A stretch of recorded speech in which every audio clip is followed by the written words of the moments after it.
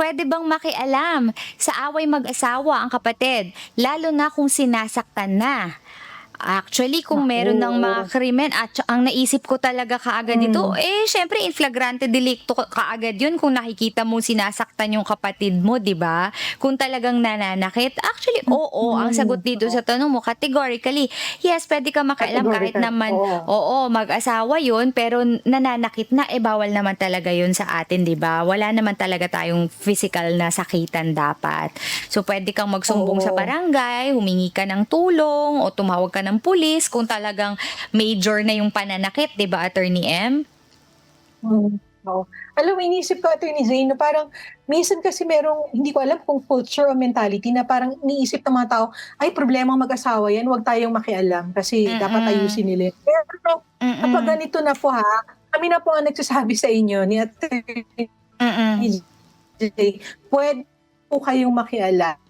Oo, kapag Actually, may Attorney J, kung physical abuse iisipin mo din na. kasi kung ganito sinasaktan na, pasok na rin yan sa VAUSI, eh. So, Oo, VAUSI na vowsy rin yan, kaagad Attorney 'to. J, and VAUSI is a Oo, public crime. At isa, oo, VAUSI yan. So, oo.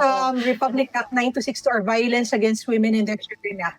So, Ab puwedeng mag-report yung kapatid kasi considered sila interested person at puwedeng-puwede. Siguro, Attorney J, ang caveat lang natin, make sure din po yung magre-report ay hindi rin po masasaktan along the ayun way, nga, 'no. So, make kung sure na kung kayo po ay, makikialam siya at aawat baka siya basta naman, ay one safe masaktan din, din. oo.